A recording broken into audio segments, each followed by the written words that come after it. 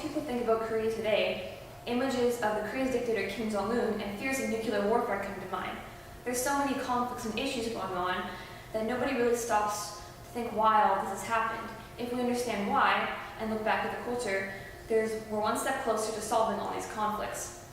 As the world becomes increasingly more globalized, it is increasingly more important to have positive relationships with other countries. And the best way for us to do this is to look back at the history and find out why everything has happened. In the case of Korea, they have a very colorful and long history, but there has been one single event that I think has profoundly affected the peninsula today, and this is the Japanese occupation. The Japanese occupation directly caused the split of Korea, which has in turn affected the cultural and political makeups of the two countries. If you've forgotten where Korea is, it's right smack dab in the middle of Japan and China, with especially close proximity to Japan, which has a lot of say in what happened to them. In 1910, Japan invaded Korea and annexed them as a colony of their own. This was sort of the same situation that Britain and America were in, where Korea was completely oppressed and had to follow Japanese rules. They were forced to change their names from Korean ones to Japanese ones, and couldn't speak Korean in official places. And when World War II came around, they were employed for forced labor, sort of like slaves. Basically, it was a very miserable time, and Koreans were very upset. However, in 1945, Japan lost World War II. All of their territory was taken away from them and handed over to the Allies. The biggest of these two were the Communist Soviet Union and the Democratic United States of America. Now, since they had such contrasting ideas of government, both countries couldn't decide what to do with Korea. So, in 1948, they split Korea along the 30th parallel into a communist north and a democratic south. This is directly related to the occupation because Japan took away their independence and, once they were defeated, left them with no way to govern themselves and in a state of chaos and poverty. There's also many effects from this on the culture. The North, adopting the communist system that the Soviet Union had, began to create a cult of personality around the chosen leader, Kim Il-sung. This basically means they portrayed him as a very wonderful and amazing leader who could only do good things.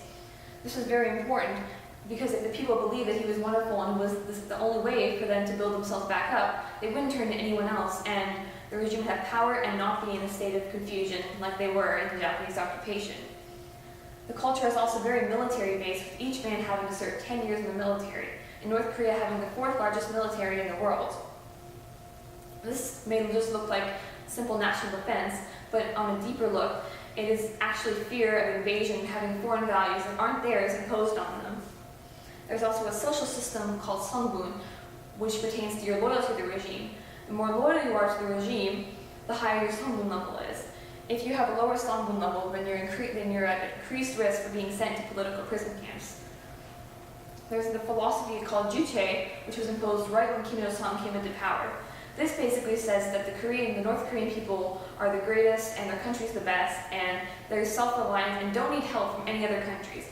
Although this hasn't been proven true over the course of history, it was important for the people to believe in order for there to be stability and loyalty to the regime, and so they wouldn't be in chaos again. The biggest of these effects is that of isolation. The regime has completely isolated their people from any outside contact. And because they are afraid that if their people see that people outside are having better lives and are prospering more and growing more, then they'll say, oh, our government isn't so great, and try to revolt and put them in a state of chaos like they were in the Japanese occupation. For the South, they had a similar situation, but with very different values. Since they turned to America, they became very more Western, and especially more liberal among the younger generation. Their economy quickly advanced, and they went from a third world country to the 15th largest economy in the world in a very short amount of time.